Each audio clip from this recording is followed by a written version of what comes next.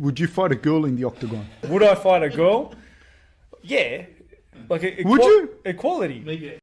This is Johnny and Jose with Tiger Bomb MMA, and tonight we'll be going over UFC 271, Adesanya versus Whittaker 2, giving you our thoughts, predictions, possible parlays on the entire card. 15 fights on this card, starting with at welterweight, Jeremiah Wells versus Mike Blood Diamond Mathetha. At least that's how I believe you pronounce his name.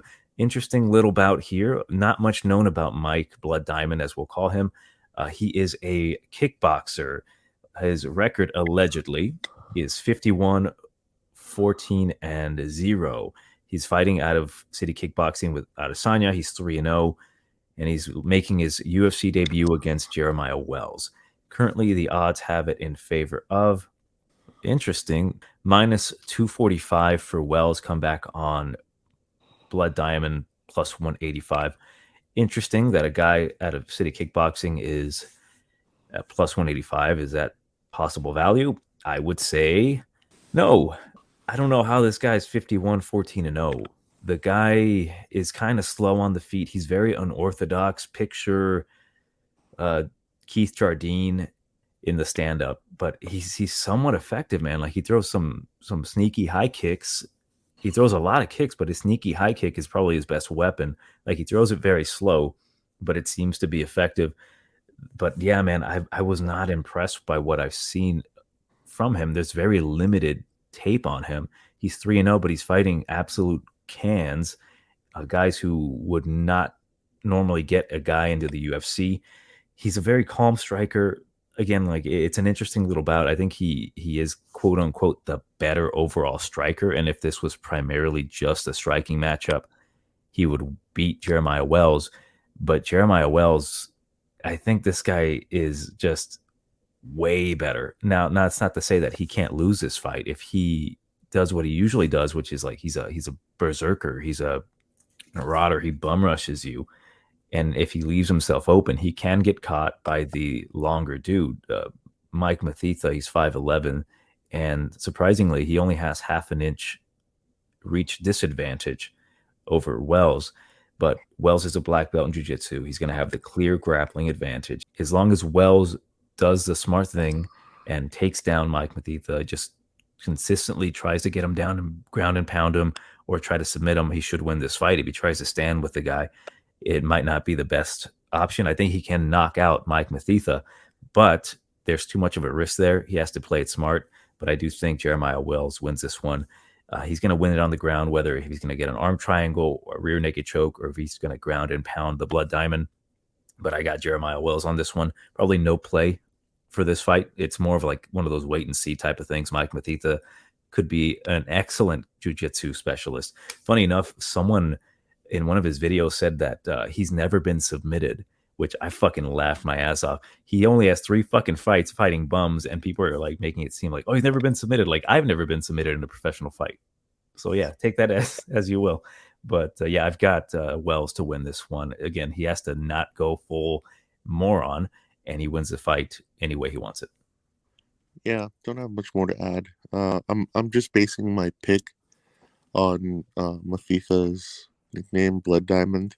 If you ever saw the Leonardo DiCaprio movie, that movie is dog shit. So if he named himself after that, you have to go with Wells. Besides the record, I would say, take the fact that he is from City Kickboxing with a grain of salt, as well as his record. I would say put more stock in Wells coming from the Renzo Gracie Philly Academy. He's gonna be, his jiu-jitsu is gonna be on point. I'm pretty sure. Renzo's gonna either Renzo personally or whoever's in charge of that satellite location is gonna make sure that he is giving up a little bit of height. Apparently, he has longer arms, but I think that's probably going to work to his advantage in that he's going to be a little bit closer to the ground. It's going to make it a little bit easier for him, to go for takedowns. I don't know how many it's going to take, to submit this guy. But I would say if he's smart, if they come up with, with a smart game plan, they're probably going to want to minimize risk by, not having him strike too much.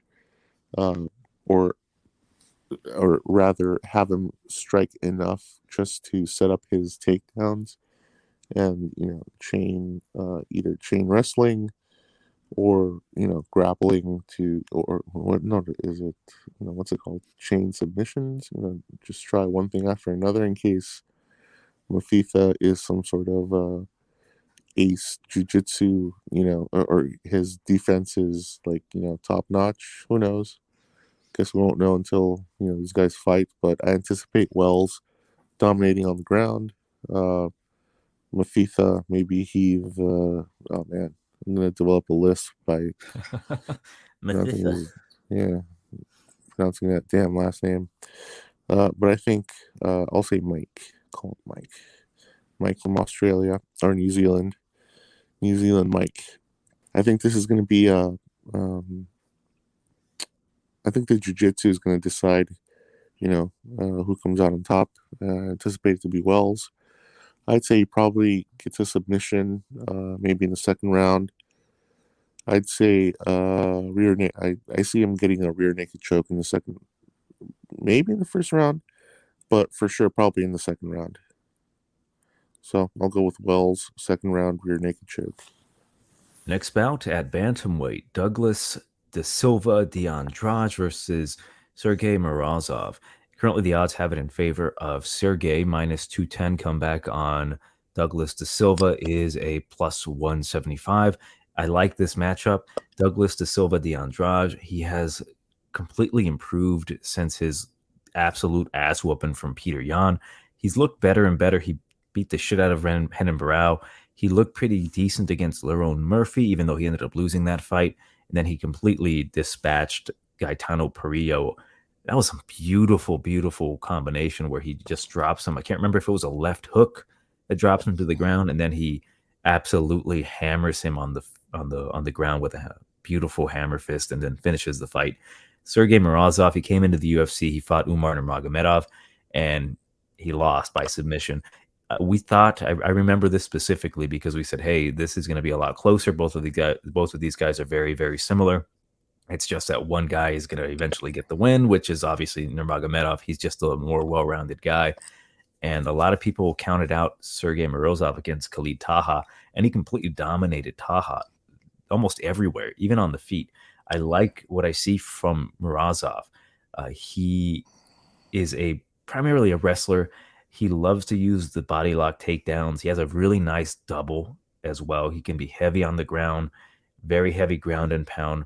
His striking, surprisingly, he actually lit up Khalid Taha on the feet. He kind of hurt him a little bit. So he's not completely helpless on the feet. So funny enough, when I'm rewatching the fight with Taha, Michael Bisping's basically saying, oh, he's going to shoot for a takedown immediately. And then he didn't. He was like standing on the feet and keeping it on the feet to make Michael Bisping look like a fucking moron. But I like what I see from Morozov. Like, he's very durable, but he is susceptible to calf kicks. He was eating a lot of those from Taha, and if Silva de Andrade can land those, it'd be an interesting fight, because so far I'm very much leaning Morozov to win this one. I mean, I like a lot of what this guy does. His wrestling is very good. He can take your back beautifully. He has one of those like Khabib-esque mat returns where he takes your back immediately when you're on all fours. So I like what I see from this guy, but that's not to count out Douglas de Andrade at that money, the plus 175. There is some value there to a certain extent, and that is he has to perform and he has to land some calf kicks immediately to try to slow down Morozov. And I think he could potentially win this fight. Like, he is an aging striker. He's 36 years old, but he's getting better with age. Like, the more I see of this guy, you can tell that he's just getting slightly better, and that he's going to beat certain guys. Whether he's going to beat Morozov, I'm not sure, but he has to be very aggressive, but not too aggressive to get taken down. The thing about the Silva de Andrade is I don't think he can fight any other way than being incredibly aggressive and moving forward, which will play into Morozov's game, where he will just clinch up, get the body lock takedown, take him down, and then control him there. Maybe land a bit of ground and pound, enough to kind of keep it on the ground, and then edge out every round. So I will go with Morozov to win this one by a decision. There is a chance he could get the submission if he happens to hurt the Andrade either on the feet or on the ground with ground and pound. But Douglas DeAndrade is a tough SOB, and I have too much respect for him to think that he's going to get submitted by Morozov, who is a good grappler, but I don't think he is like Nurmagomedov level yet. So I'll go with Morozov by decision. Yeah, this is going to be the wrestler versus jiu-jitsu guy. Not just because, well, I guess it's mainly because, we got a Kazakhstanian versus the Brazilian. So it's going to be by default, you see. Yeah, pretty much. Like who can bend the other to their will. More often than not, it's the wrestler, that can, with the sort of offensive minded grappling, that's going to dominate, in this sort of fight, get the points for ground control, unless you have a jiu-jitsu ace. I would say in recent memory, or, what comes to mind as, having been the outlier in that is Ben Askren versus Maia. Yes, Damian Maia. I thought, Ben Askren's gonna probably, I think for that particular fight, I bought too much into the, Ben Askren's, Ben Askren isn't dog shit. So I was like, oh man, Ben Askren, he's the next George St. Pierre. I was buying too much into that. I was like, I let that get to me. And I was like, no, this curly, this stupid Royal Tenenbaums, Ben Stiller looking motherfucker is, doesn't belong in MMA. I mean, sure, he would be fine if he was still an amateur wrestler or, in these smaller MMA promotions, but in the UFC, he's can't even get past aging Damian Maia. So I don't think this is that case. I think this is probably, Sergey is going to, use his wrestling in combination with his grappling jiu-jitsu to probably take Douglas Silva to his limit. Not that Sergey's, Sergey's is slightly on the younger side because Silva's 36 already, so he's getting, I think, to that point where, he's not going to be able to compete with, guys under 30. So we'll see. But I think Sergey is going to take this. For sure, he's going to take the decision. But very possible he might, get maybe a rear naked choke sometime in the second or third round, once he's buttered up Douglas a little bit. So I'll take Sergey via decision, but there's always a possibility that he can maybe sneak in a submission somewhere there late in the fight. Next bout at middleweight, we have Jacob Mamba Malkoun versus AJ Alex Jones Dobson. The odds currently have it in favor of Dobson, minus 160. Comeback on Malkoun is plus 135.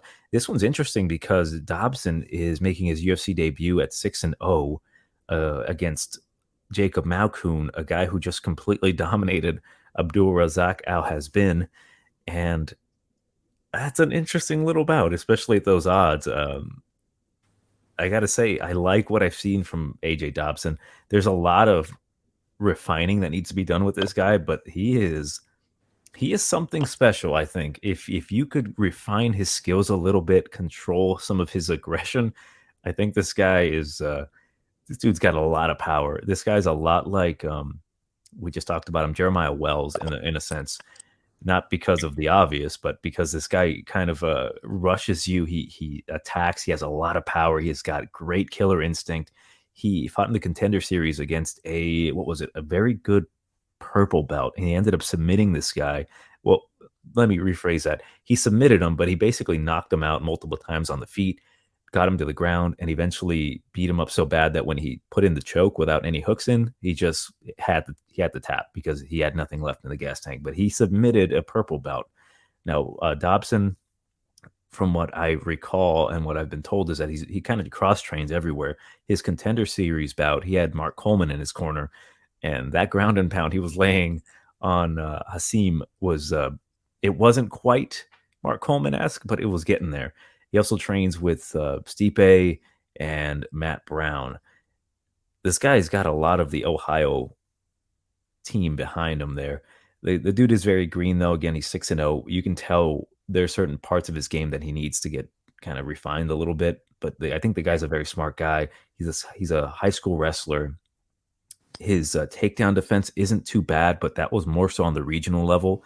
And I'm interested to see how he's going to really fare against Jacob Malkoun, a guy who completely wrestle fucked Abdul Razak Al Hasbin. So it's an interesting little bout. Malkoun, he got knocked the fuck out by Phil Haas, a guy very similar to AJ Dobson, kind of bum rushes, and that's what kind of got him.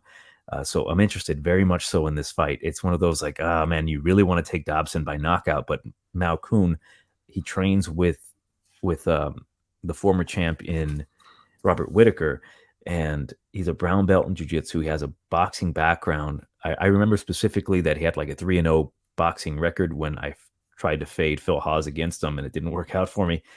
And I think it's a winnable fight for him, especially if he can take the ass whooping. Just like I said, if he can take the ass whooping from Phil Haas. But oh man, you know what I mean? Like I've done this game before where I'm like, hey man, as long as he can take that ass whooping up front, I think he can win. Like tire out the guy, and that's realistically his game plan. He has to go for the takedown immediately, try to slow down Dobson. But if he can't do that, he's in a world of shit. So it all really depends on Dobson's takedown defense. From what I've seen, again, it's not too bad. Like he's pretty solid. He's a strong guy. But the thing is, if he goes too wild and just starts swinging punches and he doesn't connect, and Malkoun ducks under for a single leg or a double, and he gets him on the ground, I'm interested to see how Dobson's going to fare with a guy on top of him that trains with the great Robert Whittaker. So it's an interesting little bout. I will go with Dobson, though. I think he will eventually connect in round number one. He's just going to bum rush. This guy has a ton of power. Dude just drops dudes with jabs.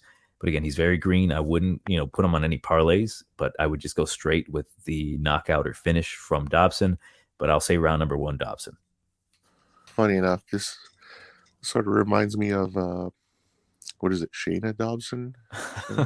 God, no. Shayna Dobson and, what's her name? Oh my God, Agapova. Yes, to a certain extent. So this is the male version of that, because I remember way back when we were talking about Jacob Malkoun and him being, what's his name, Whittaker's protege, and I was like, oh, he's gonna take out Phil Haas. Nope, got his ass beat. And then I guess Whittaker changed his game plan. It's like, well, guess what, mate? Looks like you got to wrestle a little bit, yeah. Okay, mate. That's my bad Australian impression. But anyway, I figured that's a conversation that they had at some point. So funny enough, while both of these guys train with,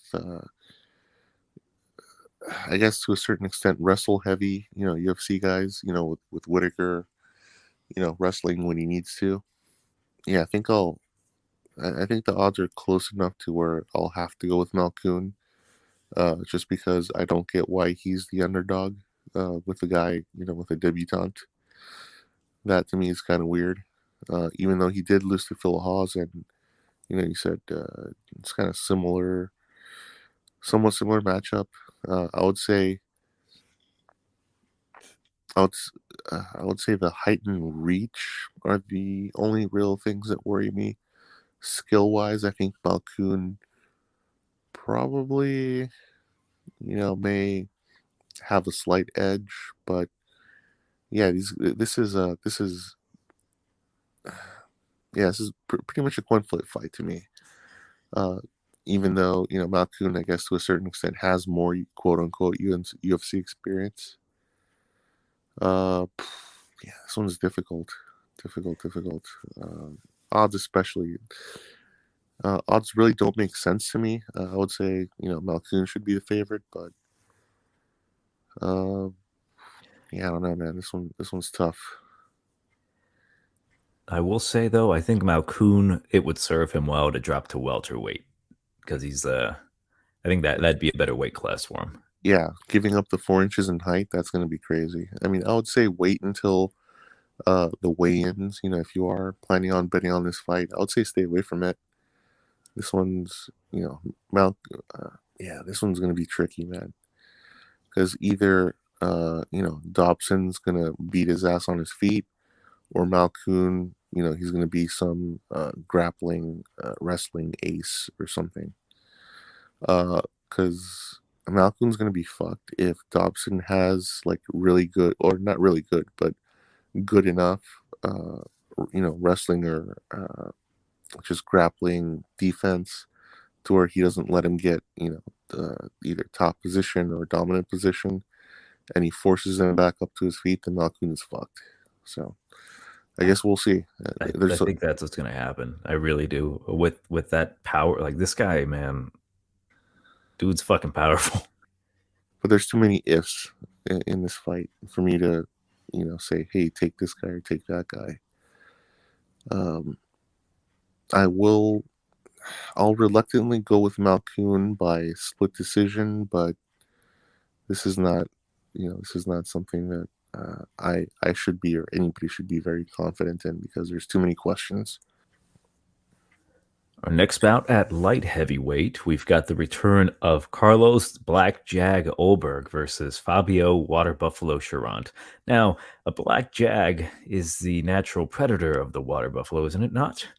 But the odds currently have it in favor of Ulberg, minus 195 comeback on Cherant, plus 165. Well, I cashed the fade on Carlos Ulberg at plus 200 against Kennedy and Zetriku, where he got knocked the fuck out in the second round. I was very reluctant to bet Ulberg at that time. He was around the same price tag, like minus 200 or so against Kennedy. And I'm like, I don't know, man. This guy's only like 3-0 in the UFC, coming in making his debut. And I will say this, despite him losing that fight, he did look pretty fucking amazing in that first round. He was super fucking fast. The dude is really, really fast. And within 2 minutes of that fight, he displayed his entire arsenal of what he can do. Front kicks to the face for Kennedy, high kicks, low kicks, body shots. Man, the body shots he was landing on Kennedy against the cage, I would take those fucking body shots out for dinner and then respectfully ask for a kiss on the cheek from those fucking body shots, because they were goddamn nasty little sluts. I'm still surprised that he could not get Kennedy out of there, because the amount of punishment that he landed on Kennedy and Zetriku was ridiculous. And then he slowed down. So it's almost like the Jag ran out of gas. But this dude, he's going to knock out Fabio Cherant. Fabio Cherant, I wrote down some notes on him. And here's the thing. I actually like Fabio Cherant. I don't know what it is about the guy, but I think he tries really hard. But he's been knocked out, twice in the UFC? No, he's been knocked out by William Knight by a really terrible left hook counter. And then he got submitted by Alonzo Minifield on the ground with a Volon flu choke. The guy, he's 7-3. He's a young guy. He's very skilled. Here's the thing. I think between the two, he's the better skilled fighter overall. Like he's got some good striking, not great. He's got some good ground and pound, some good jiu-jitsu, but he's just not great anywhere. He's not incredibly fast. He's going to be giving up an inch in reach and 3 inches in height against Carlos Ulberg. And his chin, man, the guy's got a pretty poor chin. And funny enough, I cashed the fade on him as well. Round number 1, knockout by William Knight, ended up easily cashing that. And Carlos Ulberg, if he does, say he goes full idiot again and tries to blow his wad in the first round like he did against Kennedy, if he does exactly the same thing, Fabio Cherant is going to be in the morgue, because he would not be able to withstand that kind of punishment. But I do think that Ulberg, he should have learned from that fight. I know he would have. He's fighting at a city kickboxing. He needed that ass whooping, and I think it's going to make him better. It's either going to make him really, really, really good, or that ass whooping that he took from Kennedy is going to just kind of fuck up with his mind and make him like a shell of himself, which I really don't think is going to happen. Again, he's the way better fighter when it comes to technique and speed. It's just that I don't think he's a way better fighter overall. But I'll go with Ulberg to win this one, first round knockout. The dude is something special, but again, I think he needed that first loss to kind of put shit into perspective of do not blow your wad in the first round. If you can't get a guy out of there, conserve your fucking energy and move your goddamn head. So I think Fabio doesn't really pose much of a threat. He's going to probably be shooting for takedowns. He won't be able to get near Ulberg without eating like front kick to the face. So I'll go first round knockout. Ulberg probably front kick to the face. Yeah, looking at Fabio, I don't think he belongs in the UFC. Not sure what his contract looks like, but I think he's set for his third loss here. It hasn't fared well for him unless after this fight they're maybe going to set him up with, like, guys that are like 1-0, 2-0 or something coming into the UFC, or I don't know, or maybe he's just destined to be like on the Bellator undercard or even main card at this point. I don't know. Don't really have much more to add. I'm also going with Ulberg. I'll say second round uppercut KO by Ulberg. But Fabio, it's not the Fabio that comes to mind, with the iconic Fabio with the, long flowing Pantene Pro V hair. But he's a Fabio nonetheless. But unfortunately, he's not UFC caliber Fabio. So, yeah, I'm going with Ulberg as well. Our next bout at lightweight, Alexander the Great Hernandez versus Renato Moicano. The odds have it in favor of Moicano -170. Comeback on Hernandez is +145. This one's very interesting to me because it's a winnable fight for either guy. And when watching tape, I was almost certain I knew who I was going to pick before watching tape. Then after watching tape, I'm like, yeah, I think I'm going to change my mind a bit. But it's two guys with kind of spotty records in the UFC. Moicano moved up to lightweight after kind of getting starched at middleweight by one legend and one soon-to-be possible champion in Chan Sung Jung and Jose Aldo. Submitted Damir Hadzovic pretty easily on the ground, rear naked choke. He got knocked out by Rafael Fiziev. And that's you can't necessarily dock the guy for getting knocked out by one of the better strikers in that, or should I say he's the best striker in that division? I think he is. And, he beat Jai Herbert on the ground. He eventually submitted him. But there were some hairy moments in that fight. Jai Herbert is a long dude with shitty takedown defense, but he was landing on Renato whenever they were on the feet. And then eventually Renato just went for the takedowns and essentially dominated, eventually got the rear naked choke after hurting Herbert on the ground with some ground and pound. The thing about Moicano, man, is that he's a long striker. He's a black belt in jiu-jitsu, but he's a bit of a punching bag now. Like, he's very skilled, man. Even I remember when he was fighting Brian Ortega, and that was a striking battle. And then for whatever reason, I think Ortega hurt him on the feet, and he went in for the takedown, and he got submitted. So it just always kind of made me curious as to, like, how good of a striker is this guy. I think he's good, but I don't know, man. He's kind of a bit of a punching bag, despite him being so lanky and tall. He's 5'11" compared to the 5'9" of Hernandez. He doesn't even have a reach advantage over him. 72-inch reach for both of these guys. He's a bit chinny, and I worry about Alexander Hernandez kind of staying on the feet with him, and if he can take the power of Hernandez. Hernandez is a marauder, and the thing about Hernandez is that he's kind of let me phrase this correctly. He is a great hammer, but I don't think he's comfortable being the nail in that sense, where he can easily go out there and destroy dudes if he's moving forward and having his way. But if he has any bit of resistance, it kind of messes with him mentally. Like, he questions himself in the cage, or his ego gets in the way and he starts believing that he's winning a fight that he's clearly losing. Like, if you look at his record, like the Trinaldo fight, that was a bit odd. He got the hometown decision. Drew Dober ends up knocking him out after, not being able to take him down and fighting a better striker. He dispatches Chris Grutzmacher as he should. He goes to a decision with Thiago Moises, a strong dude, tough, durable guy. Thinks he wins that fight. He didn't. And then he destroys Mike Breeden. And it's those fights where he looks great against these guys he should be beating, and he's knocking them out, where I'm like, I don't know, man. Like, I can't trust Alexander Hernandez. But the thing about Hernandez is that if this stays on the feet, he's got a chance to knock out Moicano. Again, Moicano's very chinny. Moicano recently has been using a grappling-heavy game plan. And say he does get Hernandez down to the ground, which I'm not certain he can do. Hernandez is a strong wrestler. I saw Moicano grapple with Chase Hooper, and he couldn't finish Chase Hooper in Fury Grappling. So it makes me wonder, is he going to be able to beat Hernandez? I mean, Hernandez isn't like the most durable guy either. So it's going to have to stay on the feet. And I think if it stays on the feet, the speed of Hernandez is going to eventually catch up with Moicano. And I think he's going to knock out Moicano. And both of these guys are on a one-fight winning streak so far with spotty win-loss records. One of these guys is going to break that record. And I think it's going to be Hernandez. I think he's going to be in a 2-fight winning streak after knocking out Moicano in the first round. So I'll go with the plus money, Alexander Hernandez to knock out Moicano, round number 1.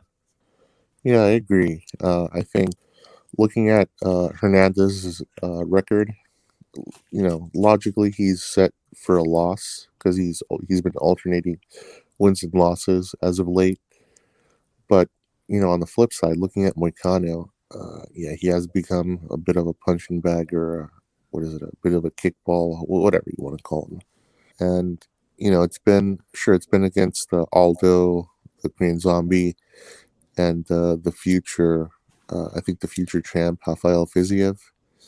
Oh, although one thing to note, he did get a decision against Chase Hooper at Fury Pro Grappling 3 recently. Mm-hmm.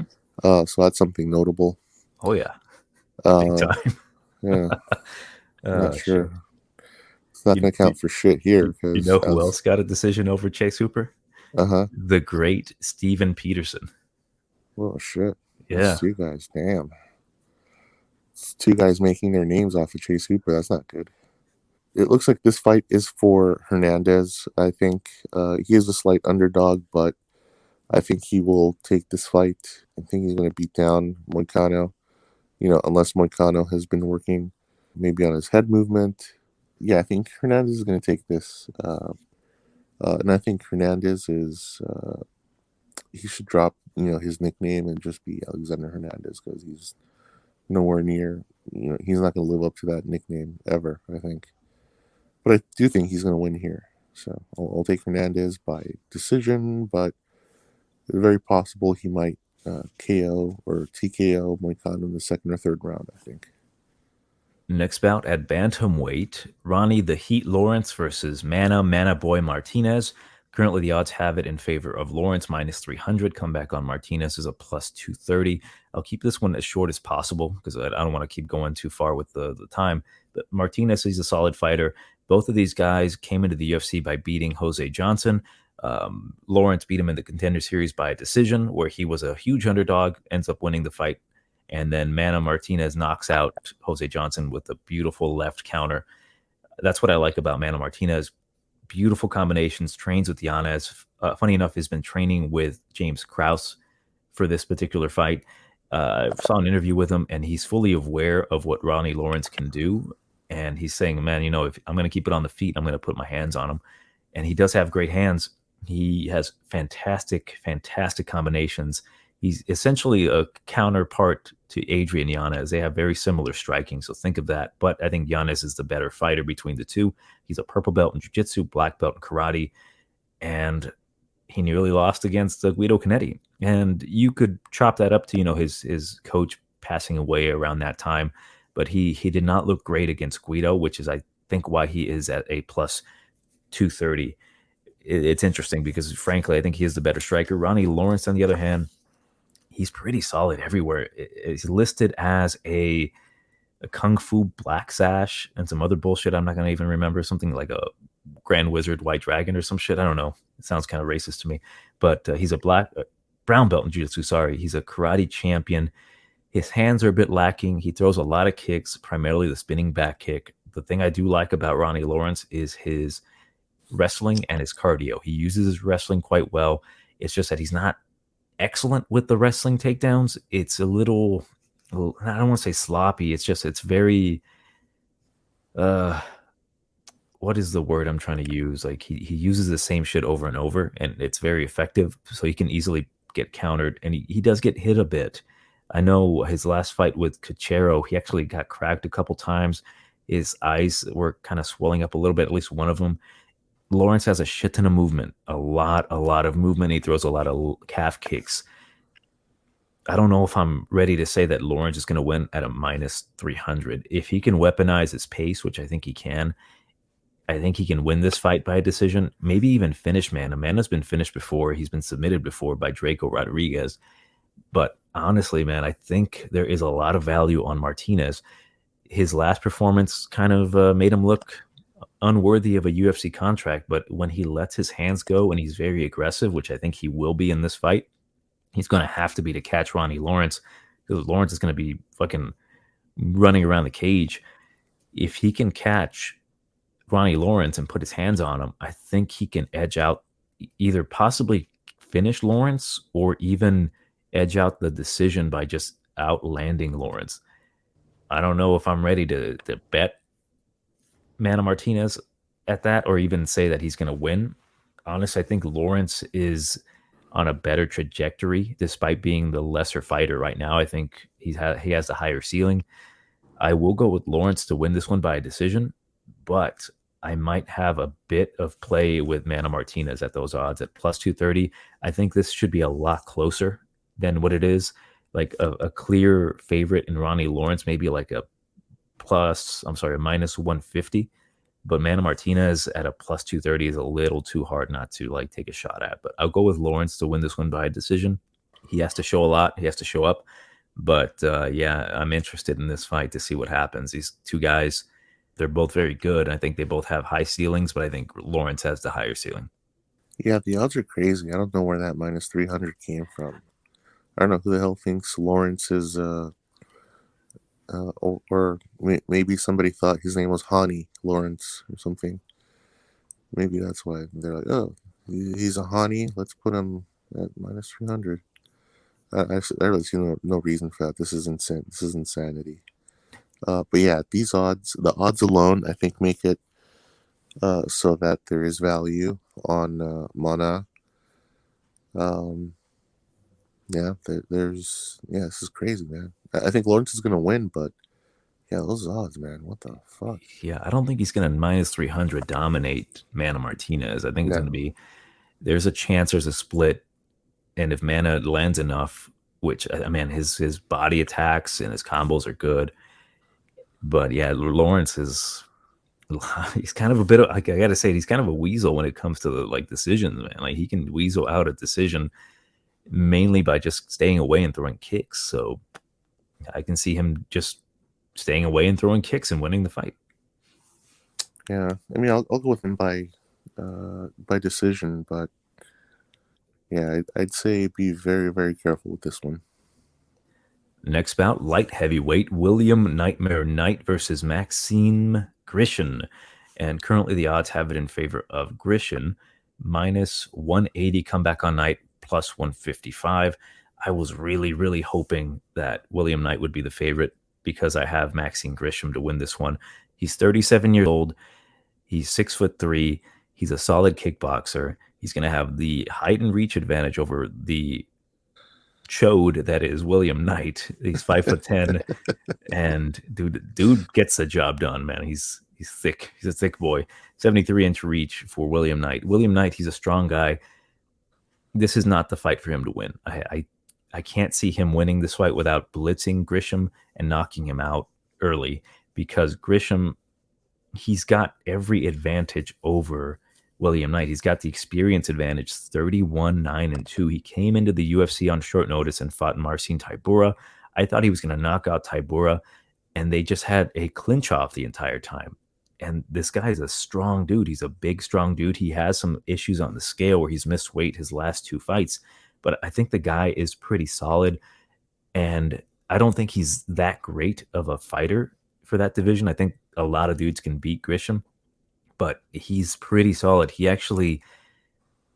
went to a decision with Dustin Jacoby, and he looked pretty damn good against Jacoby. I was so worried because I had money on Jacoby, and he ended up losing the last two rounds, but he's a solid dude. He's a very strong guy. He can wrestle, heavy on top. He's a good kickboxer, very good and patient jab. If William Knight starts like attacking the legs and going forward and just trying to take down Grisham, he could potentially win this fight just based off of that control like he did against Alonzo Menafield. I just do not see him having the cardio to continuously try to take down Grisham, who's really fucking heavy. He's really tall, and have any success. If he does take him down, I think Grisham's good enough to get back up on his feet. It's a pretty easy decision for me. I think Grisham's going to win this one by a decision. Knight, he's a pretty durable guy. He hasn't really been finished. He's taken a lot of shots, but he's just going to be outgunned. And I think Grisham, he's a better version of William Knight, despite being the older guy by, 4 years? I think the game that William Knight has is very similar to Grisham, but Grisham just does it better because he's just a bigger, heavier dude, and he's not a 5'10" chode. So I'll go with Grisham to win this one by a decision. But yeah, you never know. I think William Knight, he needs to drop down the middleweight, but I just don't think he can. He's just so damn muscular. And I think those muscles against Grisham, he's going to try to take him down. He won't be able to, and he's going to gas himself out. So I got Grisham decision. Yeah, he should probably change his nickname to Chode. William Chode Knight. Yeah, he's. I think Knight is going to have maybe 1 round's worth of cardio, and then if it goes past the 1 round for some reason, I think Grisham's going to get the next 2 rounds. So I see Grisham getting the decision here. Assuming he doesn't make some knuckleheaded move and do what drives me insane, which is fight with his hands down.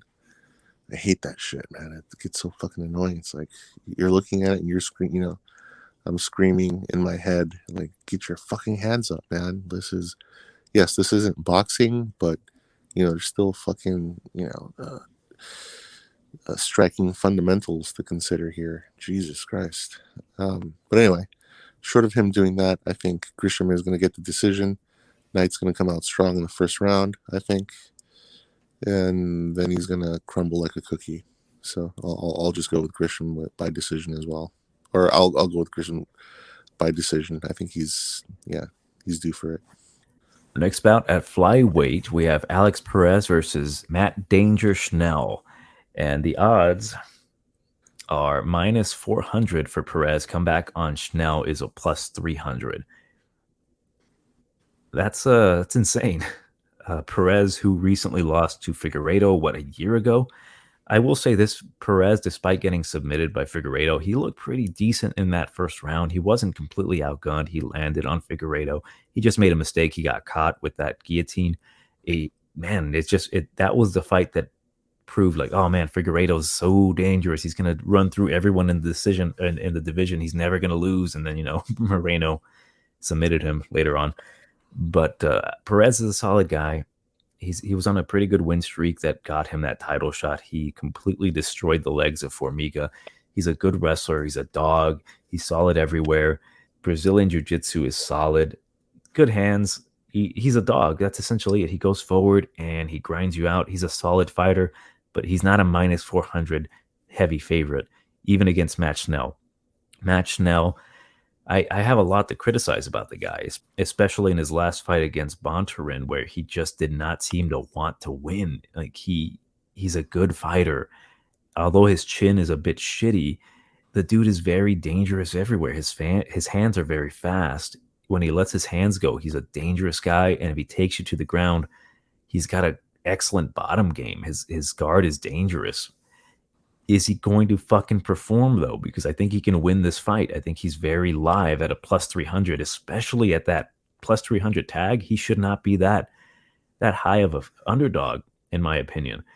Yes, he can get caught, but I see so much potential in Matt Schnell. It's like, dude, just let your hands go, and he can have some success. Just don't be too fucking stupid. Rewatching his fight against Pantoja, he ended up getting knocked out in that fight, but damn, he hurt Pantoja with a beautiful combination on the feet. And even on the ground, Pantoja really didn't want anything to do with him because he was so confident down there. He just threatened a lot. And I like Matt Schnell. I fade him all the time because of his chin, but I really do see a lot of potential in this guy, especially when he's going to have the height and reach advantage over Perez. There's so many opportunities for him to counter Perez when Perez is going in. And Perez, if he gets hurt and he tries to go for a takedown, there's a possibility for Schnell to snatch up the neck. There's so many possibilities. It's just that, again, Matt Schnell has to perform. I have to go with Perez. I just cannot go with Schnell right now. I might put some money on Schnell to win, maybe by finish or just to win outright at plus 300. I think it's worth a shot, but I would not bet Perez. I think Perez is not necessarily the better fighter. He just has more grit to him. I think he's more willing to win the fight. I think he's more willing to like go for the takedown to win the round if it gets close. Or quite possibly it could be a minus 400 performance where he goes in there and just touches Matt Schnell once and finishes him. But, I've seen Perez get knocked out himself by Benavidez like pretty brutally.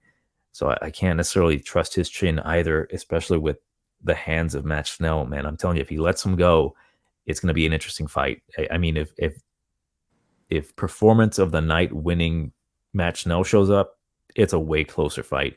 But that's if he shows up. But I'll go with Perez I'll go maybe like a late TKO round number 3. But man, I'm not confident in this one on either guy. I would say it's a dog or pass for me, but I'll go with Perez. I'm going with Schnell. I think Schnell's going to get a KO in the second round. I'll leave it at that. I'm glad you had the balls to say it. I did not. I'm like, it's kind of like for principle. I'm like, I'm not fucking betting minus 400 on Perez. Like, yeah, he's probably the better fighter, but Schnell, man, he's dangerous for a reason. He's dangerous everywhere. That's like, I'm writing notes on this fucking asshole. I'm like, oh, he's dangerous. That's his nickname, Dangerous Schnell. I'm like, yeah. Well, there's the fight, and then you have to take a look at the odds. It's like, sure, Perez might be, he very well might win, but just based on the odds, it's like there's value on Schnell just based on that minus 400. What the fuck? Who the fuck? It's like, it's like, who was it? Lawrence is not a minus 300. Perez is not a minus 400 fighter. What the fuck are these guys thinking? So based on that, sure, like I said, Perez very well might get the decision or whatever. But yeah, there's no way these guys are minus, that no way these guys are above minus 200. Yeah, it's way, way too much. Yeah, that's Figueiredo territory. Like, are you trying to tell me that the top 3 in the division at flyweight are Figueiredo, Brandon Moreno, and Alex Perez? I do not fucking believe so. Yeah, well, don't forget about who's the guy that beat Moreno? Pantoja, yes. So that would have made him. I think that would have made a better fight than Figueiredo this last time around. But speaking of Figueiredo, one thing to take into consideration is that Perez hasn't fought since November of 2020. So yes.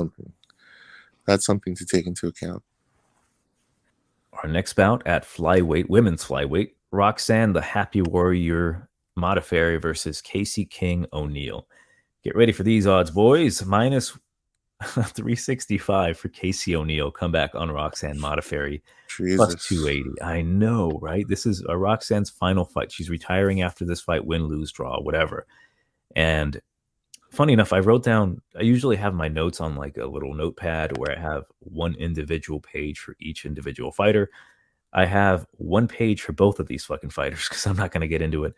Luckily, this is the only women's fight besides Kyler Phillips on the card. So, look, that's your joke, isn't it? I'll let you fucking say it. No, that's fine. I don't care. No. Anyways, but yeah, this was an interesting little bout between these two ladies at women's flyweight. I wrote down that, take it for what you will, but I wrote down that Roxanne Modafferi is like the lady Randy Couture, which is kind of funny because Casey O'Neill's fighting out of Extreme Couture, but she's perseverant, man. She's been fighting for a long time. 25-19-0 is her record. She's beaten a lot of girls. She has gotten beat by a lot of girls. And this girl is I should feel weird calling her a girl. This woman, she's nearly 40, but this woman is like the upset queen. And I think she's a live dog because she's always a live dog in certain, well, not always, in certain situations, she's a live dog. And I think she might be a live dog in this particular fight.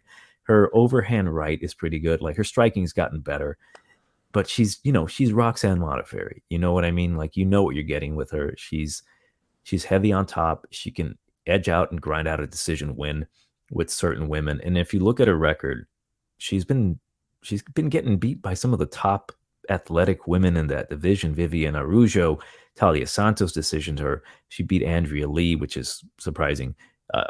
she lost to Lauren Murphy, and then she beat Macy Barber. She beat Shevchenko, the lesser Shevchenko. So she's always live for these types of performances where she can edge out that decision win. The thing about Casey O'Neill, she should not be that high of a favorite. I understand why she is, right? She is looking almost unstoppable, but I wrote down I said this a long time ago, like her day is going to come. Her day is coming where she's going to lose that O, because there's a lot to not like about Casey O'Neill. She is still very, very green. Like, she does have a good pace, right? She goes forward. She tries to go for takedowns, but she's pretty fucking sloppy everywhere. Like, when I'm rewatching her fight with Shevchenko was able to land a lot of body shots on her with the knees in the clinch, and it was just not a good look. I was so worried because I bet her to beat Shevchenko. I'm like, hey, you fade Shevchenko because her ground game sucks. Antonina, that is. And there was a point where Shevchenko had her in side control and in a crucifix. Eventually she got out of it, but just by the grace of God and, Shevchenko being an idiot. But she's aggressive and hittable. There's so much I do not like about Casey O'Neill. There's fights that she can win, and there's fights that she may lose. And I think this is one where she should win, especially at those odds. But I think she can lose this one just based off how green and sloppy she can be. I mean, she can easily go out here and dominate Roxanne Modafferi because she's not very athletic. She's an older woman. Her pace isn't that great. It's just that I just do not trust Casey O'Neill at those odds. And not to say that I'm going to see, like, there's an opportunity that I want to fade Casey O'Neill right now. And I think she can lose this fight, especially right now. I think her confidence is super high. And I think she's overvaluing her own skill set on the ground, because that's how she gets these wins. She takes you to the ground, either tries to submit you or tries to, I don't want to say ground and pound, because her ground and pound's kind of shit, right? What she does is she starts like doing some stupid light Donkey Kong punches where girls are just blocking and not really getting hit. She looks at the ref every single time, then starts hitting like, and then eventually the referee, I don't know if he's getting hard after her going, like making those noises, like, and then he's like, all right, fuck it, let's stop the fight. But she's not really doing anything concussive to really stop these fights. But that's her game, man. She gets it done. We'll see. But I'll go with O'Neill to win this one by a decision. I think she has the ability to win, just being the younger, more determined fighter. But I will be placing some money on Roxanne Modafferi because Casey O'Neill's day is coming. But I don't know if today's the day. So I'll pick O'Neill to win. But this is dog or pass for me. Yeah, this is women's MMA, man. You don't want to, delve too deep into it. O'Neill's going to win, but Modafferi's not going to make it easy for her. She's going to make it real easy for her. Modafferi, I think she actually deserved to fight Valentina in her last fight for the title, since she actually beat the other GOAT, which was... oh, no, I'm sorry. She lost to the other GOAT, Nico Montano.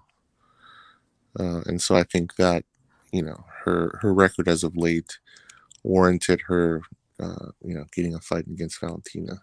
Absolutely. I think it would have been appropriate. Just like, here you go. You've earned it.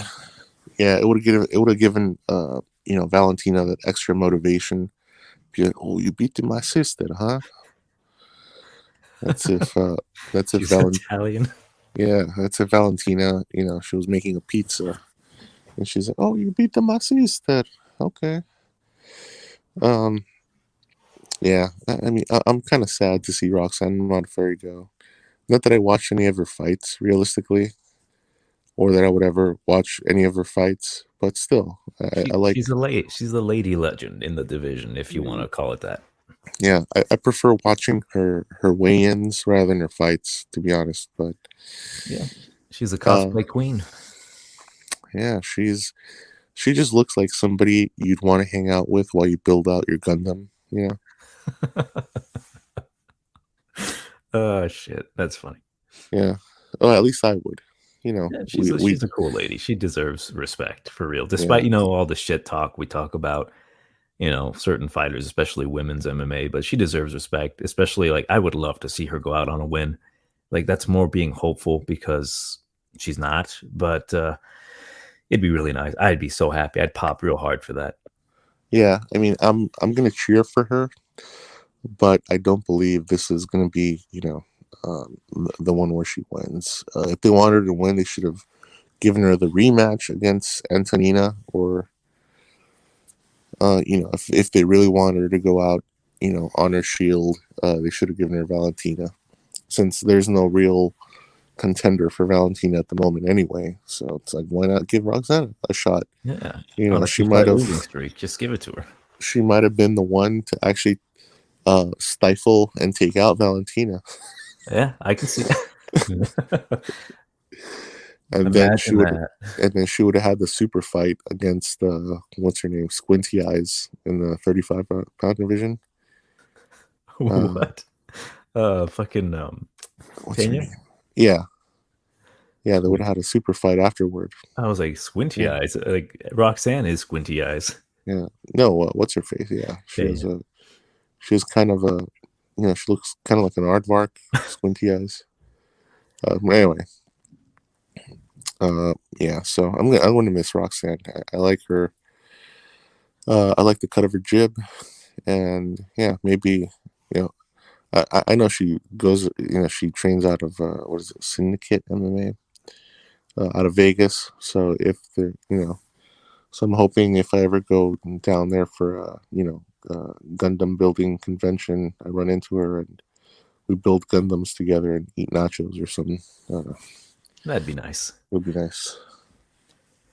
Next bout at heavyweight, Andre the Pitbull Arlovski versus Jared the Mountain Vanderaa. Currently, the odds are in favor of Arlovski minus 170, come back on Vanderaa plus 150.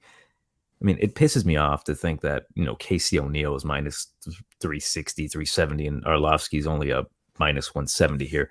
Arlovski should win this one. He does what he does. He's very good at it. He's very good at point fighting. He knows how to win these fights.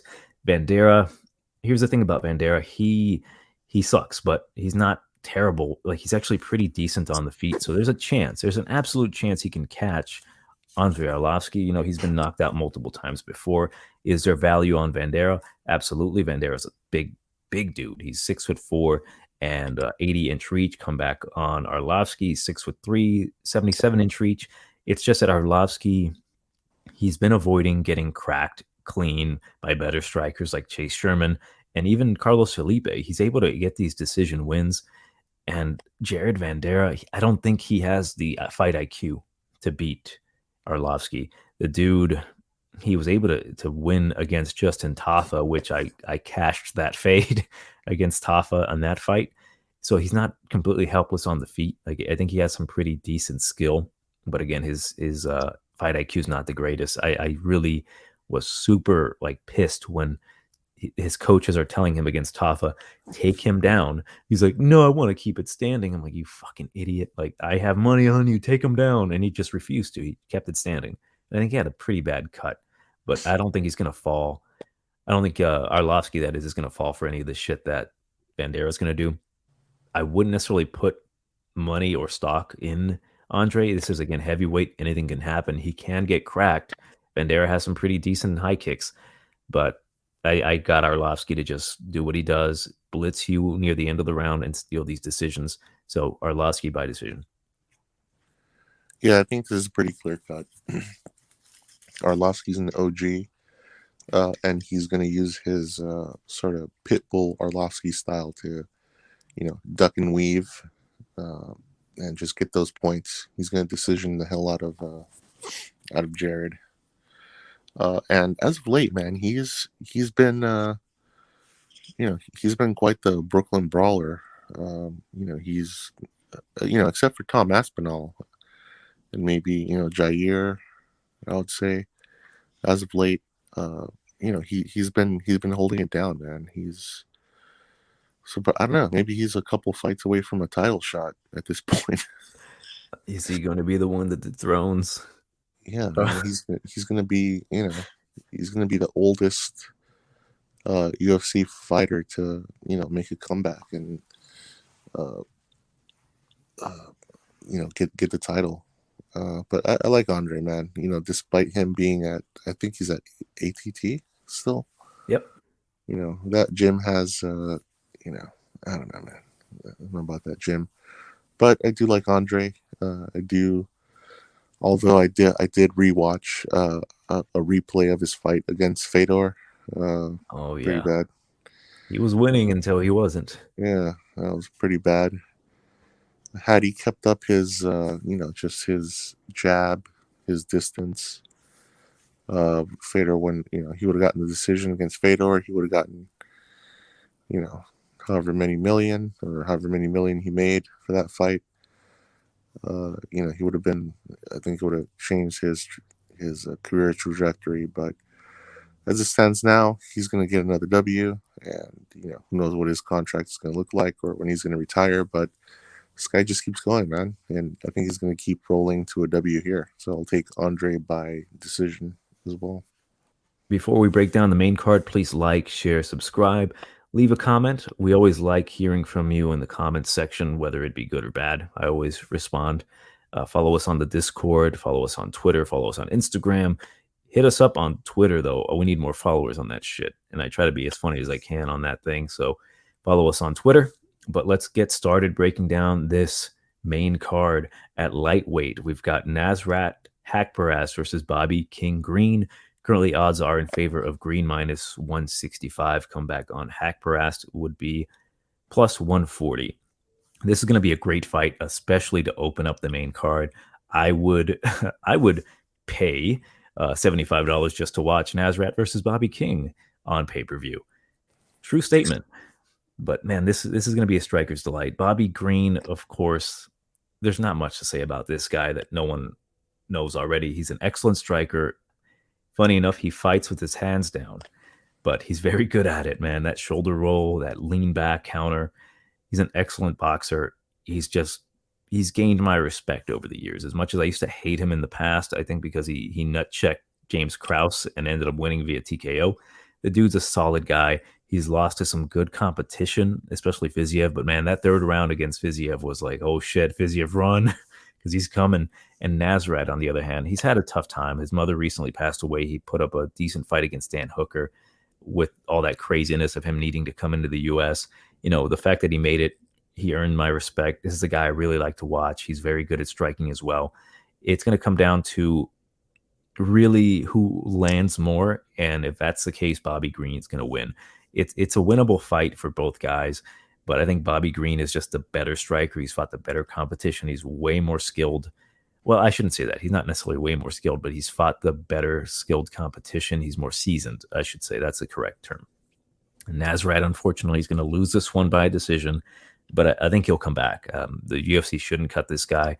He just needs some time to kind of develop his overall game. His striking's really good, but he has to kind of mix it in with his takedowns, set up his strikes, and then go for takedowns to edge out these fights. I don't think he has a whole ton of power. He can knock dudes out, but he needs to kind of evolve his game. Bobby Green, on the other hand, I think his game, he's set where he is. His striking's good. His counter wrestling's good. Yeah, Bobby Green. I got Green by decision. It's going to be fun, but I think it's going to be not necessarily a close fight. I think Green's going to clearly win every round, but it'll be fun watching Nasrat make a fight out of this. He's going to definitely bring it to Bobby. So I got Green by decision. Yeah, Nasrat, he's going to have to turn into Kevin. Wait, is it Kevin? Calvin. Kelvin? Kelvin. I was like, why the hell am I was missing a letter there. Kelvin got. My brain just completely went blank there. Yeah, so Nasrat's going to have to morph himself into Kelvin Gastelum to win this fight. Unfortunately he's not, but I think that's his best chance to win against Bobby Green. To come wrestle heavy or grapple heavy, whatnot, take it to the ground. Because on the feet, Bobby's going to light his ass up. I see him, for sure getting the decision, but there's a possibility he might get a TKO, on Nasrat, maybe in the second or third round after lighting him up. So Bobby's going to take this for sure. This is crazy because, Bobby, I think, should be this is where I think the odds should be, minus 300, 400. But, while they're at this, while the odds are this low, I should say, it actually works to your favor. So, it's a head scratcher as to why they're low. But at the same time, if you are betting on this fight and betting Bobby, by decision or whatever, or just betting on Bobby in general, these are favorable odds for betting. So I'm not necessarily mad that they're, this low. So take advantage while they are low. Go with Bobby. Our next bout at bantamweight, Kyler the Matrix Phillips versus Marcelo Pitbull Rojo.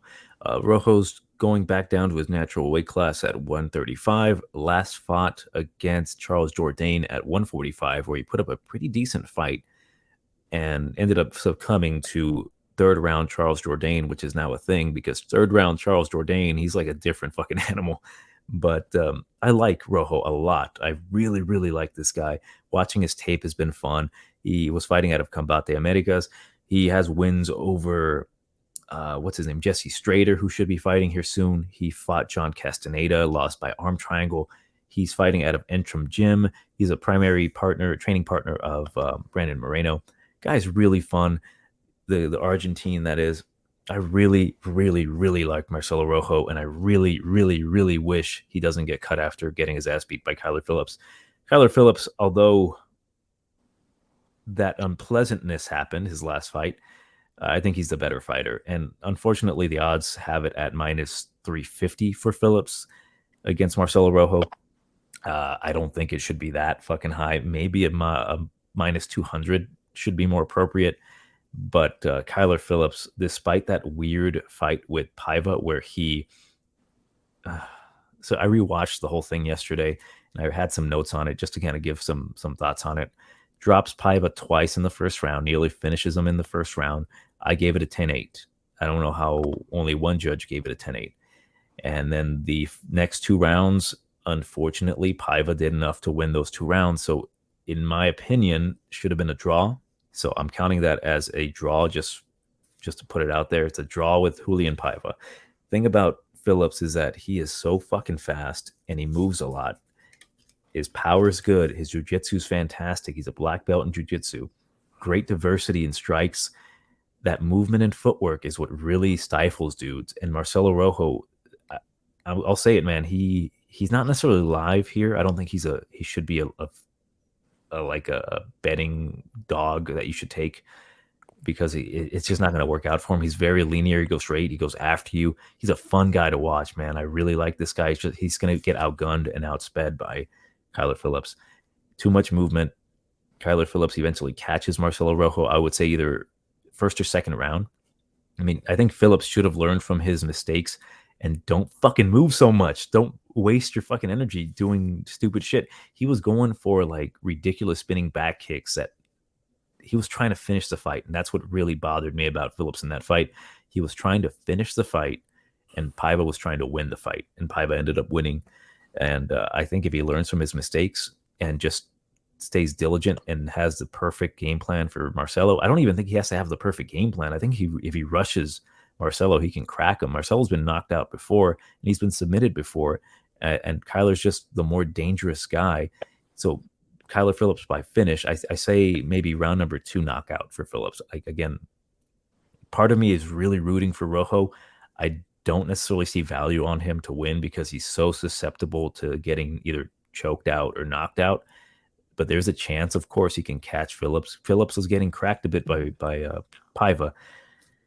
I guess deep down, part of me really wants to see Rojo win this fight just because I want to see that fucking raptor dance after he wins. God, I'd get me so fucking hard.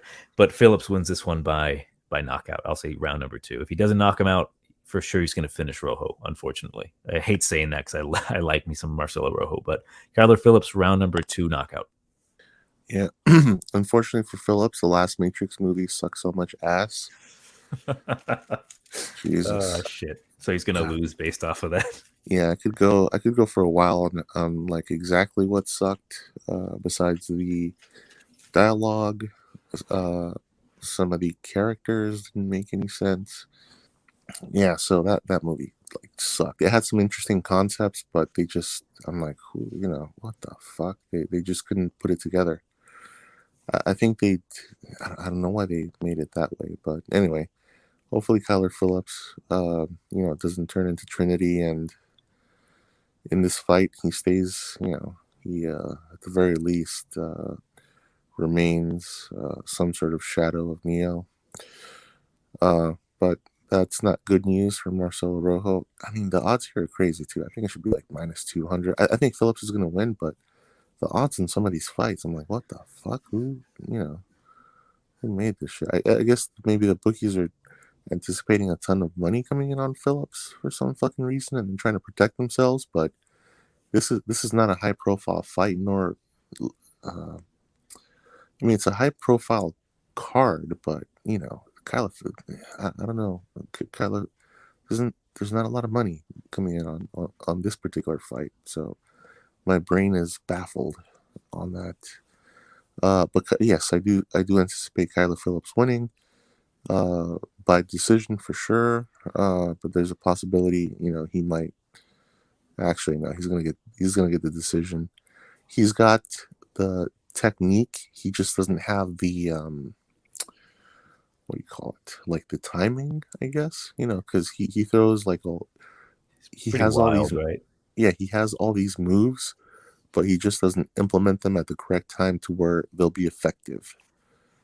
So that's kind of what pisses me off about Kyler Phillips and makes me associate him with the new Matrix movie, where they've got all these great concepts, they just didn't know how to implement them correctly. I mean, they got like all these nanobots that, where young Morpheus somehow is old Morpheus, but he's new Morpheus. And I don't know, I'm like, what the fuck? That shit makes no sense. And then there's sort of a loop, and then Neo's a video game creator, and then they have Doogie Howser in there, and I'm like, oh, this fucking movie's a mess. That makes no sense how Doogie Howser is the main villain of that fucking movie. And then they have some young guy as Agent Smith, but he's not really Agent Smith. He's more like a preppy Agent Smith. That makes no sense. When you brought up Doogie Howser, it reminded me of the joke, one of these jokes that Norm Macdonald used to write, where it's like, opinions are like assholes. Neil Patrick Harris wants to shove his cock into him. Oh, no, it's like, oh, wait, no, that's just assholes. It was read by Fred Willard read it, and so it was even funnier. But yeah, fucking God, I miss that. Man. I miss that motherfucker. But let's move on. Stop talking about the fucking shitty Matrix. I haven't seen it, but like I heard horrible things. Yeah, it's just as bad. It's probably as bad, if not worse, than Mortal Kombat. Oh god, they're making a new one too, the second one, and they might. Whatever. Let's discuss the next fight. Jared Cannonier, the Killer Gorilla versus Derek Blonde Brunson. Funny enough, here's something that pisses me off about Brunson. I spent, because I had a shitty computer at the time, I made a really shitty GIF of Brunson, his head on top of Wolverine. In the video game fucking Marvel vs. Capcom 2, Wolverine has the Berserker barrage. So I made a GIF. Actually, I'll put it up right now. You should be seeing it now. It's the Brunson barrage. I tweeted at him, and me and my fucking 56 followers and very limited clout in my Tiger Bomb MMA Twitter, he never responded. So fuck this guy. I'm fading him. I got Jared Cannonier to win this one by a first round knockout via the fucking Twitter fade. But in reality, the thing about Derek Brunson, he was one of my fighters of the year for 2021. Really, he kept getting faded every time. We faded him so many fucking times. Except for you. You actually picked him to beat Darren Till. And weren't you in Mexico with some burros or something at the time? Don't remember. But the dude, perseverance. When he has that blonde power, it's like he's He-Man. But Jared Cannonier, here's the thing about Jared. Jared is a strong guy. He's very, very strong. His takedown defense is pretty goddamn good. He got taken down by Jack Hermanson, right? And he was essentially dead to rights, but he was able to get back up. That strength and his get-up game is going to be his number one weapon.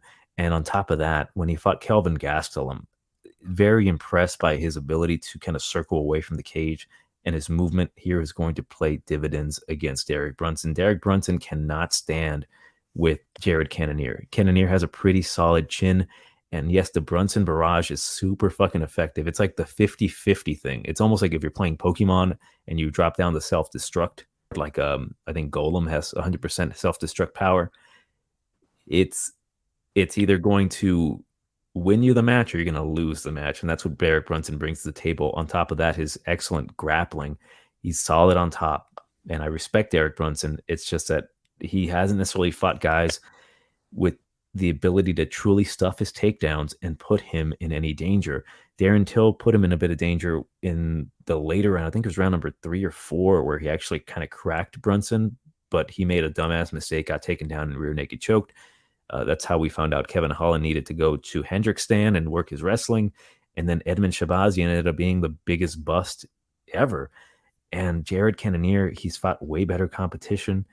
I think he's going to be the guy that breaks that winning streak for Derek Brunson. I think he's going to catch him. I think he actually catches him with an uppercut. I think he's going to essentially put it to you this way. This is the Black Beast versus Curtis Blades fight, in my opinion. I think Jared Cannonier is going to be waiting for that takedown. It's just that Jared's way fucking faster. He's fought dudes in a heavier weight class trying to take him down. I think he's going to be able to stuff the takedowns of Brunson. If Brunson wins this fight, give him the goddamn title shot, 100%. But I got Jared to win this one by a first-round knockout. Yeah, it's exactly what I was thinking. This is going to be black-on-black crime. Can't we all just get along? But this is, very similar to the Black Beast versus, I forgot his name already. Curtis Razor Blades. Yes, Razor. And I agree with you to a certain extent. Yes, Jared is going to be able to stuff Derek for maybe the first round, but I don't think he's going to have enough cardio to, for the onslaught. That is 3 rounds of Derek Brunson taking your ass down. Sometime, I think early on in the second, he's going to be like, fuck, all right. He's like, all right, take me down. And then he's going to, take minimal damage, but he's going to, have the top control. Derek is, I should say. And he's going to get like at least a split decision, I think. And he's going to get that title shot. I'd like to see Jared versus Adesanya. But anyway, I'm taking Brunson here by decision. I think his Brunson barrage, as well as his wrestling and his overall pressure, is going to be too much for Cannonier. Like I said, even though I'd like to see Cannonier match up, for the championship, I think this is Brunson's, title contender fight. I think he's going to take it. So I'm going Brunson. I'm excited to see the comments as to you picking Brunson, because last time they weren't so nice. But moving on to the co-main event at heavyweight, Derek the Black Beast Lewis versus Tai Bam Bam Tuivasa. And this one is interesting. Minus 190 for Derek Lewis. Comeback on Tuivasa is a plus 160. Unfortunately, we're not getting that plus money on Lewis like we did against Chris Daukaus, which cashed the fade on Chris Daukaus. It's one of those interesting little bouts because Tai Tuivasa, he's a good striker. He's getting better. It's a 50-50 heavyweight fight. Both of these guys can crack, and both of these guys have been cracked. The thing about Tuivasa, he's improved a lot, man. I don't consider him to be top 10 material. I even said that against Augusto Sakai. I'm like, he's not going to beat Sakai. He ends up knocking him out. And Sakai, he is done. Like, I don't see him ever coming back. Like, he either has to drop down to light heavyweight or, I don't know, get a chin transplant because he got destroyed. Like, I've never seen I've seen a heavyweight get destroyed like that before and then come back. But in such recent times, man, that's like unfortunate for him. I don't think he's going to have the type of resurgence like Arlovski did. Then again, I said the same shit about Arlovski, but who knows? This particular fight, I think it's one of those, like, obviously striker versus striker matchups. I've said it before and I'll say it again. Derek Lewis always loses to the better striker. He can beat a lot of guys, especially grapplers, but if he's fighting a better striker than he is, he ends up getting kind of beaten up and eventually TKO'd. I don't think Tai Tuivasa is the better striker. He's a really good striker, but I just don't see him being the better striker. I will say Tai Tuivasa has to use his overall kicking arsenal. His low kicks are good. He looked really good against Greg Hardy with the low kicks. He was just really chewing up his legs. And the thing is that I think Ty's pretty quick for being a big heavyweight like that. And his punches are good against the cage, especially his clinch game is improved. And his combinations are pretty damn nice to watch. The one that he landed against Sakai was pretty fucking solid. But Derek Lewis is that guy. He's fucking fast. Derek Lewis, if you sleep on him, if you throw a lazy leg kick, he will catch you with that overhand right. It's like I said, he loses to the elite strikers, but in this matchup, I think he is the elite striker. And whether he's losing the entire fight, if he's losing the first round, if he's losing it all, he's going to eventually catch Ty.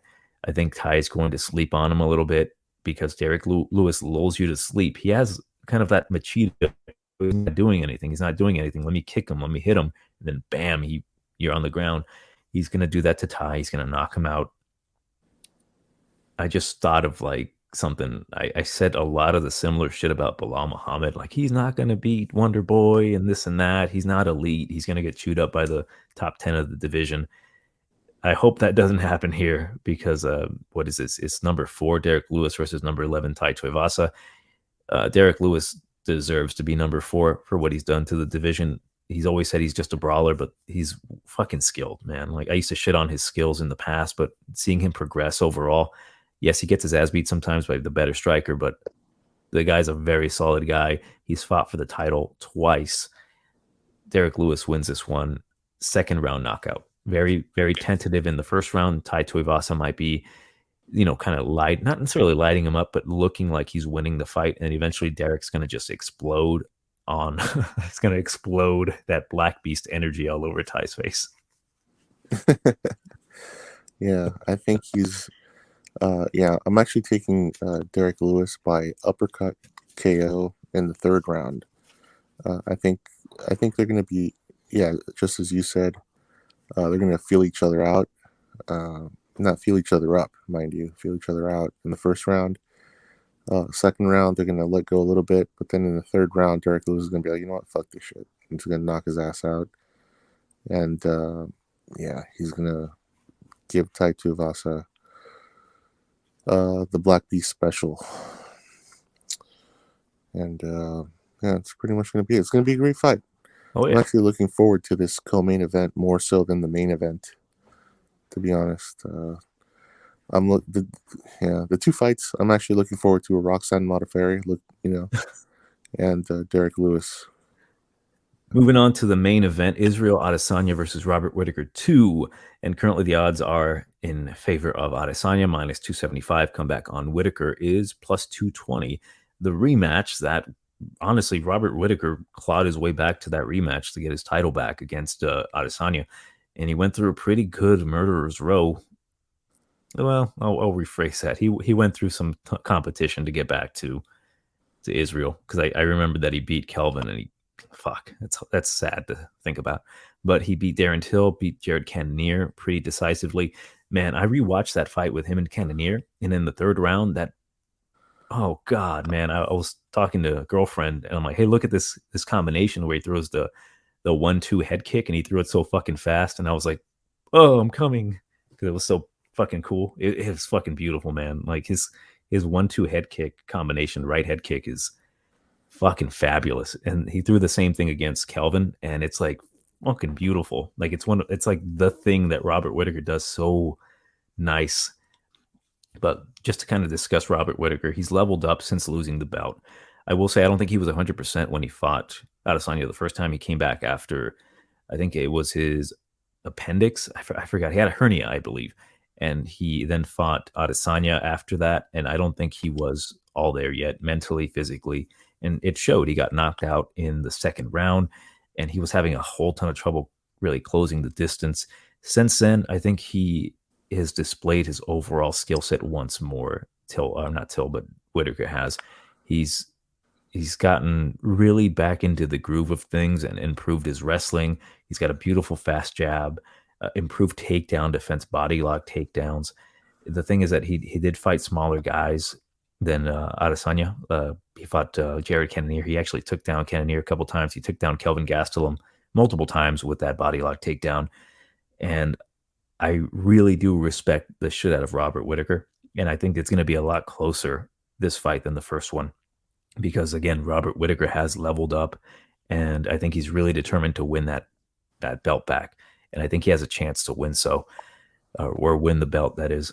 But Adesanya, the thing about Adesanya that I'll say is that he hasn't really looked all that impressive as of late with his last few fights. Of course, he lost to Jan Blachowicz, where a lot of people counted Jan out. And this was like, it didn't make sense to me. I'm like, you're going to pick a striker that can grapple, that's heavier against Adesanya. I'm like, get the fuck out of here. So cash the fade on that one as well. The Marvin Vettori fight, it was not incredibly impressive, but he clearly did show some improvements in his overall game. He wasn't as technical, not necessarily technical. He was very technical on the feet, but he just wasn't really displaying a whole ton on the feet. He wasn't really doing much to wow the audience. And Vettori did have some success taking down Adesanya a couple times. What I found to be interesting in that fight when rewatching it was that he was able to reverse Marvin Vettori. And I was like, oh shit, like he is clearly working on his grappling and getting back up. And he was able to get back up and win the rounds. I hate to say this, but I think Robert Whittaker, despite all the improvements that he's made, and I think he has a chance to win this fight, I think he's going to have a whole ton of trouble closing that distance against Adesanya. And I picture this being basically like Colby versus Usman. As long as Adesanya's there, I don't think Whittaker is going to shine. He's already shined. He's gotten the belt. I think he should be proud of that. And I'm proud of this guy. I'm proud of Robert Whittaker. I saw him in Tough Smashes. I knew he was going to be special. He had some stumbling blocks when it came to welterweight, moved up to middleweight, and just overperformed to the point that I'm like, man, this guy is going to fight Romero again. He might lose. And then right now, think what you want about him being like the former champ. Maybe you were thinking like he didn't deserve it. He didn't fight the real champ. He just got promoted or whatever. He has definitively proven to be the number 2 middleweight in the world and championship level caliber fighter. Unfortunately, he's fighting his superior in Israel Adesanya. I think the levels or the improvements, the leveling up that is that Adesanya has made with his takedown defense and his overall sneakiness with the striking is just going to be the downfall of Robert. So I've got Adesanya to win this one by a 3rd round TKO. Like I said, it's going to be closer because he's going to survive another round. And I see Whittaker, if he cannot control Adesanya on the ground, because I think he'll have success with at least one body lock takedown. And I will say, I think Whittaker might be better at taking the back than Marvin Vettori, because Marvin Vettori had Adesanya's back for a bit. It's just like he was too beefy and he just could not control the really wormy Adesanya. If Robert wins this one, it has to be by submission, maybe even a knockout if he can somehow catch Adesanya kind of sleeping a bit. But Adesanya has proven to be the better striker between the two. So I'll go with Adesanya by a 3rd round TKO. Again, I'll see Robert Whittaker having some frustration on the feet again, not being able to take down Adesanya, and then Adesanya catching him with either another left hook or maybe a high kick.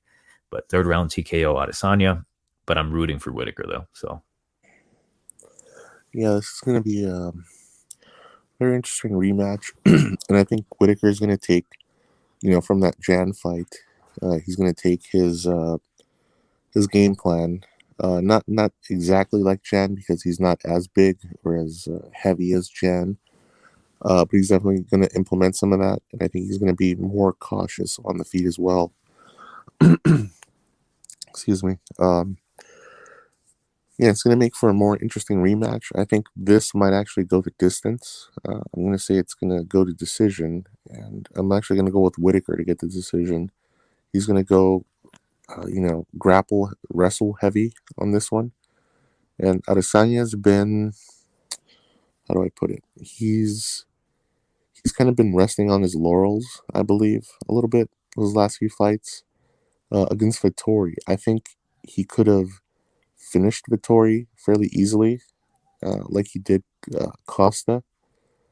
Because Vettori's not exactly, like the most technical guy. He's, exactly what he's going to do, but I think Adesanya had the tools to dismantle him pretty quick, but he decided not to for some reason. I guess I don't know, can't really come up with logical reasoning. But Whittaker, I think he's way better than Vettori. And I think he's got the actual tools to beat Adesanya. Last time, as you mentioned, he came off surgery. It wasn't necessarily a fluke win for Adesanya, but it wasn't, the Whittaker that we've known for the last few years, since fighting Romero or since fighting Souza and so on. So it was kind of a weird fight in a sense, and not only that, but he seemed out of character, being kind of like the angry guy, so to speak, because he's pretty chill. So I think he's going to take a different approach here for sure. Coming into the fight as well as in the fight. So I actually have him getting his belt back by decision. Adesanya's not going to make it easy for him for sure on the feet. But on the ground, I think Whittaker is going to be the better guy, and I think that's what's going to get him the title.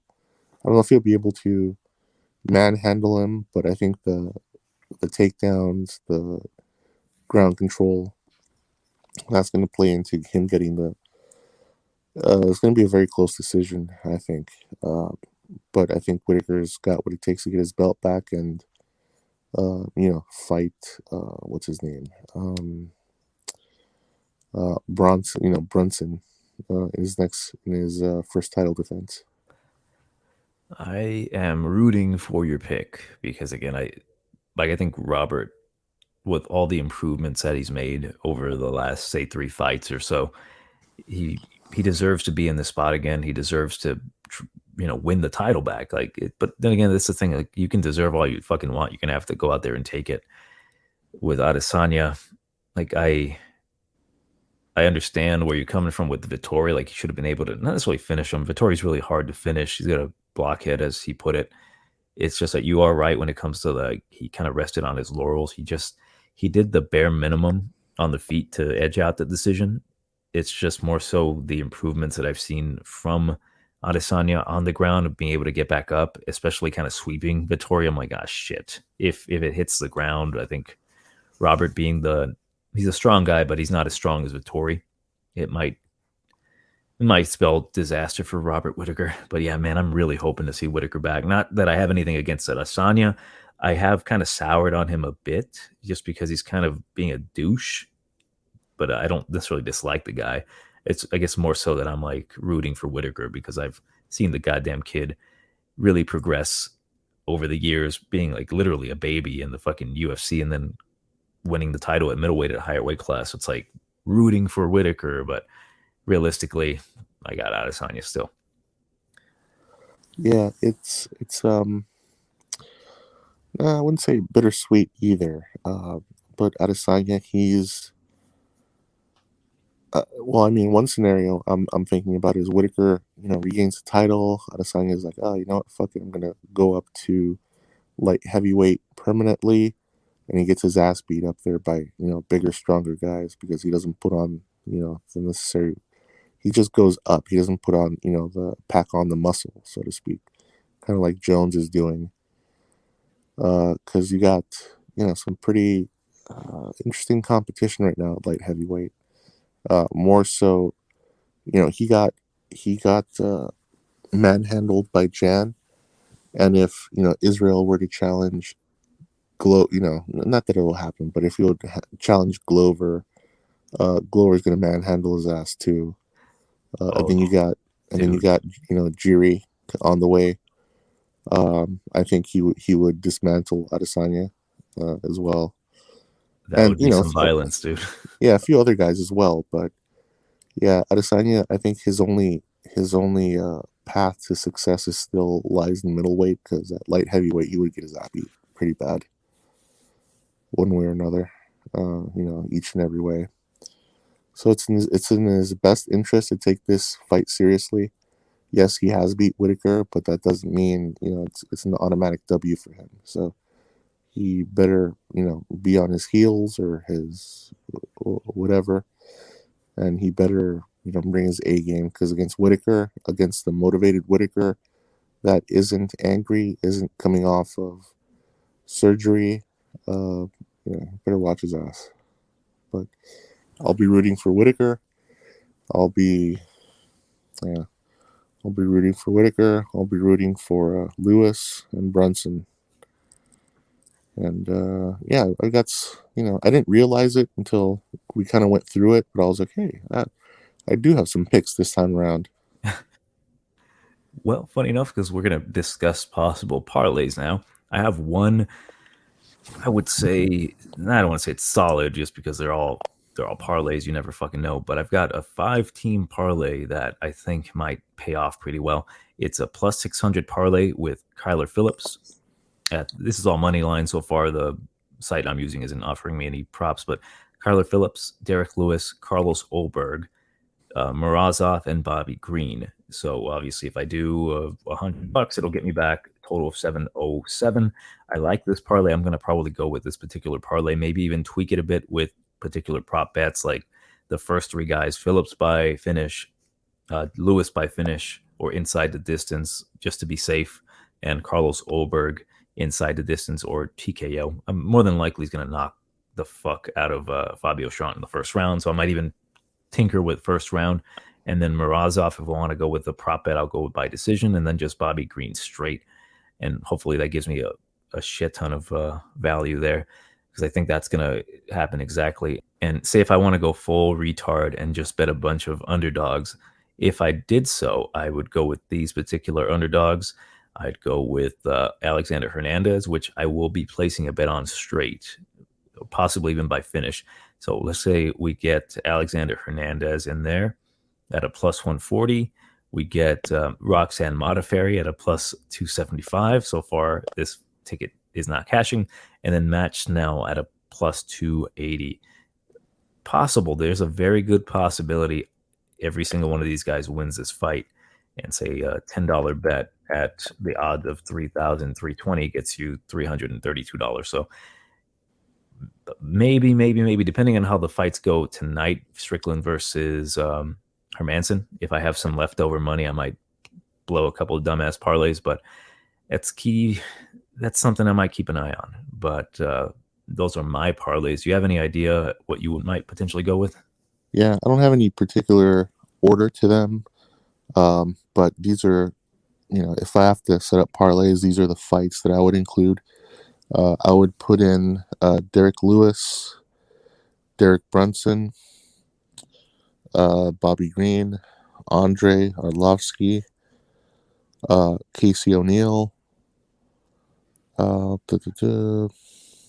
Maxim Grishin. I guess I don't have Grisham on this list so far. Well, let me see. You said Arlovski. Okay. So far, Yeah. I got 5.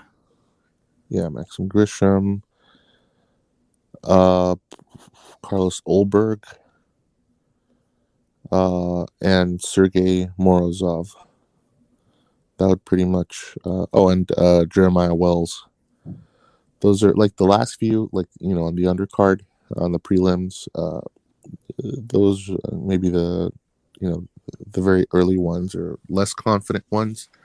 But for sure, I'm very confident in Derek Lewis, Derek Brunson, Bobby Green, and Andrade. It's like and maybe Casey O'Neill. So those 5 alone, I don't know what the odds are, total for that. I have to look them up. But well, I got it here for you. I got a 17 parlay because I don't have what's his name, Wells on there, and who else was it? Some other guy you just mentioned. I completely forgot his name. Arlovski. No, Arlovski's there. There's 2 dudes that aren't. Grisham's not on there either. So we have Brunson, we got Lewis, we got Green, O'Neill, Arlovski, Morozov, and Ulberg, plus 2,666. So $100 gets you 2,666. No, or $1,000 gets me a lot more. That's right. Yeah, that is true. Gets you 26,600 $61.12. There we go. There you go. That's the one. $1,000 it is. Yeah. So far, that's probably what we'll play around with. Of course, we're not going to go that high with these parlays. I got a couple $1 parlays that I'm fairly confident in for tonight. So hopefully those play out. Like, I'm feeling really good about them. Sometimes I'm like, this guy's going to fuck me, because I just know that they are going to potentially drop the ball, even though they're the superior fighter. Happens all the time. But with these coming ones, I'm like, I'm pretty confident. But again, I'm not expecting anything. But yeah, if you want more updates on possible parlays, because I will be posting them on the Discord, follow us on the Discord. Should be a link in the description below, as well as Twitter and Instagram and all that shit. But yeah, those have been our picks for UFC 271, Adesanya versus Whittaker 2. Once again, like, share, subscribe, leave a comment. Really do actually like hearing from you guys in the comment section. Despite this channel being, a smaller channel, and who knows where this will go, everyone who has subscribed so far and left a comment, like I'm noticing you guys. I do forget to bring you guys up in the recording, but just know that I do keep an eye on you guys, and I really appreciate every single one of you guys. It sounded kind of gay, but regardless of that, I do appreciate it. But again, Johnny Jose, Tiger Bomb MMA, will catch you at the next fight.